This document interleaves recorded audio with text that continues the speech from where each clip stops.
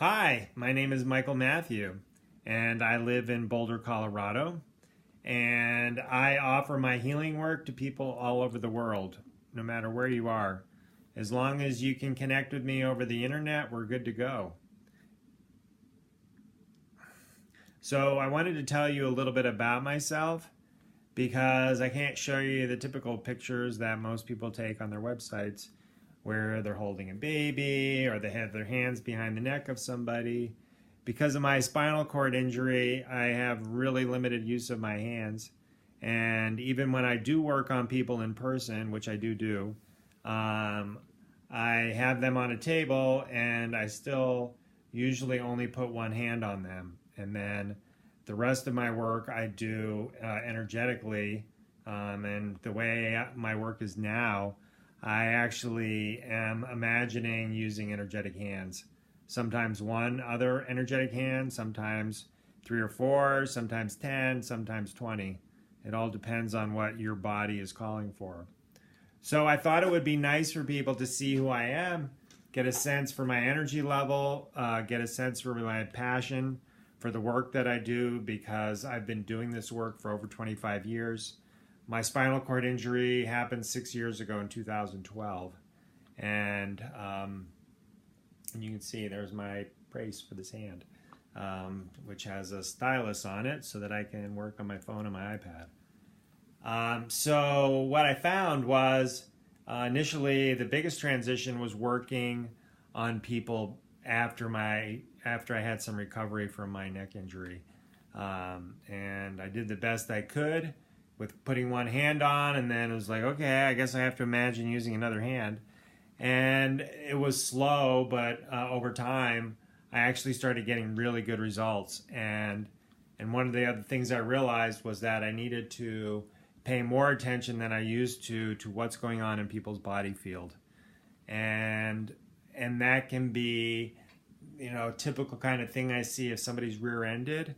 They'll often have a really large protective projection in their backspace because that's where the car came in and hit them.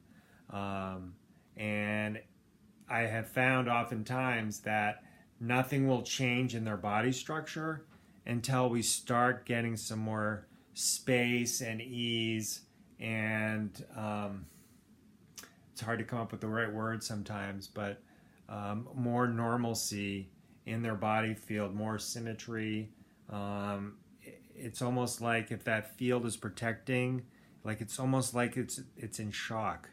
And that shock is being held in the field.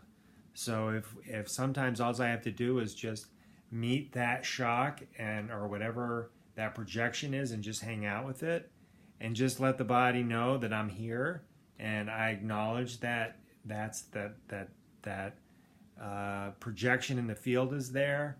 And then if I hold it long enough, sometimes it just goes, oh, okay, I don't need to be doing that anymore. It's safe back there. And then maybe it all just goes away at once, or we have to go piece by piece, and I have to just I come in a little bit and hold the next spot. And, I've had people where I was 20 feet away, and, there was like 6 or 7 times I had to move in just a little bit. Anyway, so I digress a little bit, but that can be an important part of the work. And then for years, I've been practicing work that mostly comes from a French osteopath named Jean-Pierre Barral, who started the Barral Institute in the U.S. And he also travels all around the world teaching classes in other places. Now he's been at it long enough, he has many teachers that he has trained who also disseminate the work. And what's different about that work is everything gets worked on. We learned a diagnostic called listening. And if I were able-bodied, I'd stand up behind somebody when they were standing, and I would gently place my hand on the top of their head and add just a little bit of downward pressure. And then as soon as you do that with the body, all the tissues go, hey, I've got something to tell you. And they start sending information, and they'll show you the strain patterns. And initially the body will show you, here's what I want you to work on first. And it may be a specific spot, like the place where the artery that goes to your right kidney, just where it attaches to the kidney, there's some strain.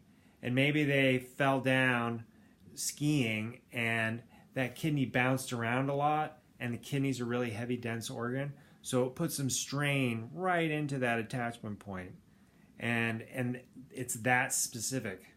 And then other times, you know, you get in a car accident and your whole body wraps around the seatbelt, and the strain goes from your cranium down one side of your neck, across your body, right where the seatbelt went, into those upper, say if you're a driver, upper left ribs, collarbone, sternum.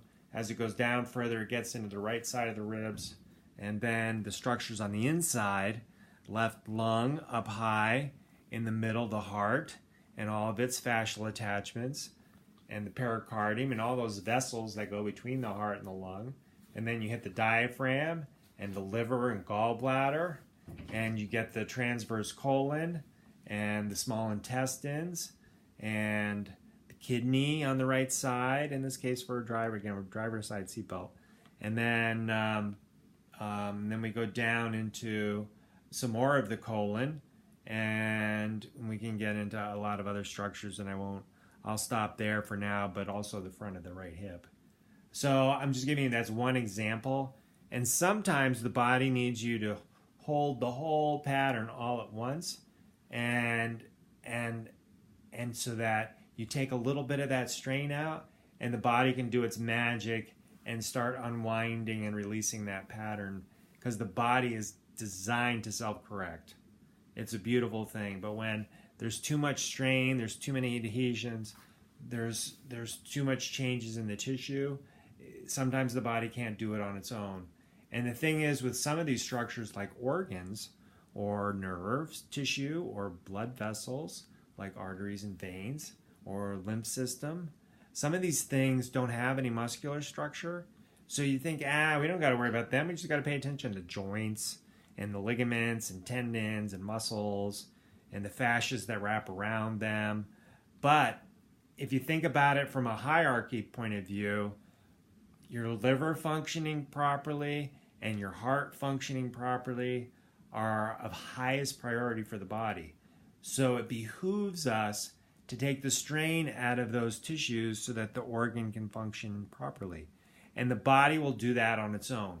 If you have a strain on your liver, which the liver is mostly on your right side, your body may go into a big right side bend because it's trying to take the strain out of the liver so its functioning doesn't get affected negatively.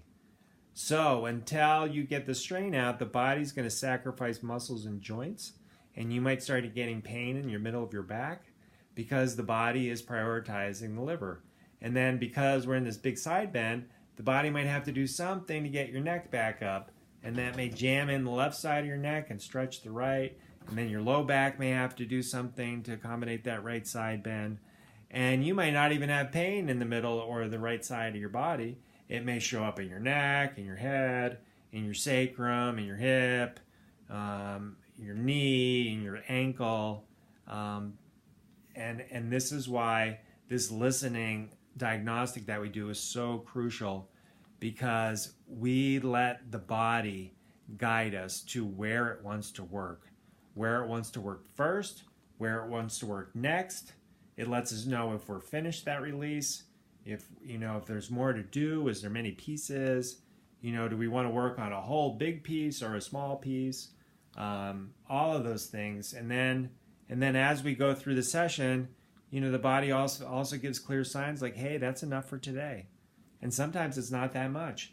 If you really can get to the heart of what the restrictions are in the body, these things that are more what we may call primary, or the pivot point, or the epicenter, sometimes that's enough.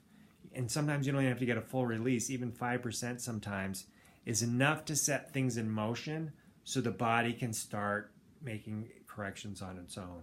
So you want to give the body a toehold. And some people even say if you take too much of the strain out, it actually can be confusing for the body's nervous system, because it's like, wow, wait, we had this big thing and now it's gone. What am I supposed to do?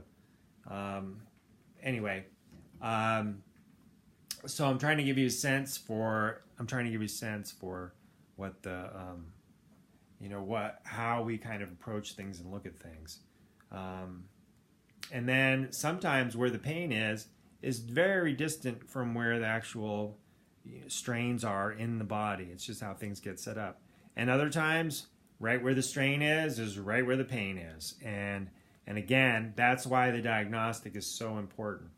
And a great example I give on my website is my favorite story, and it's about a 10-year-old boy who his parents brought in because he was having really bad ankle pain.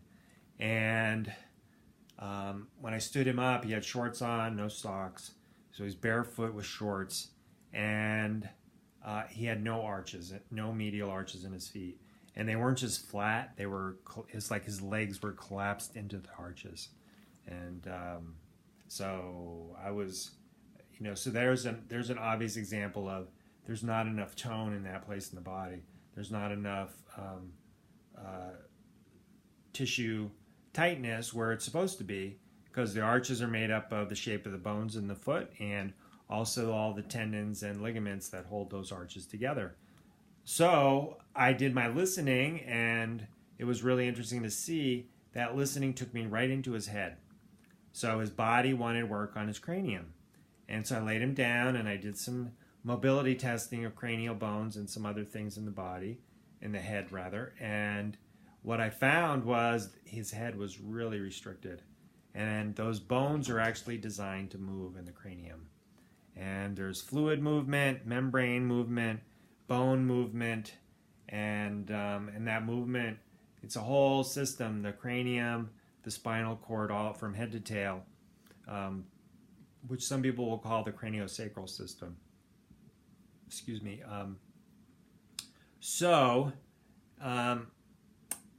I was so surprised by how the severity of the restrictions in his head. I just said out loud in my surprise, "Wow, his head is really stuck." And his dad was in the room, and he's like, "Oh my God, you should have seen his birth. It was brutal." As soon as he crowned, they saw blue skin, and they knew his life was in jeopardy. So they got the forceps on him, and he said they ripped him out of his mom, and it was brutal. And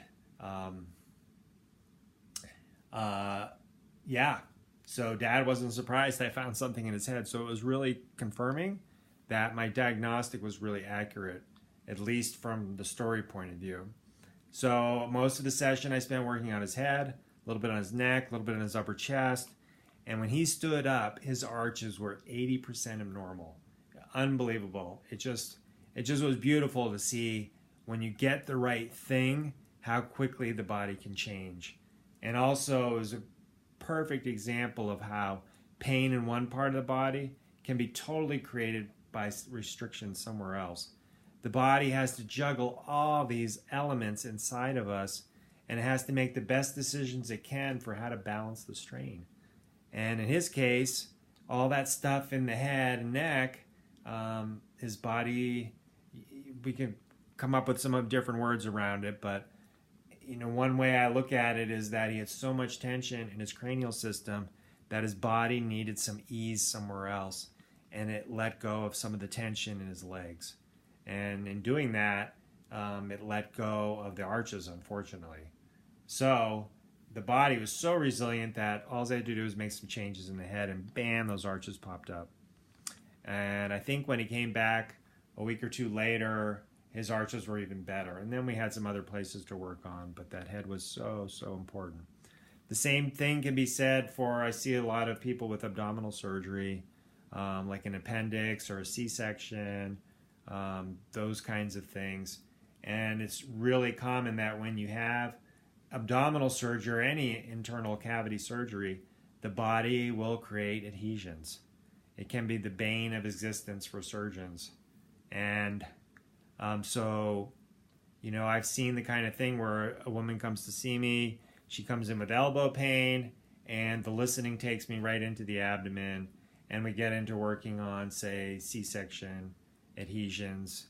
Maybe her bladder and uterus are adhered together on one side, and the body has to compensate for that, and it ends up pulling on things in the upper back and neck, and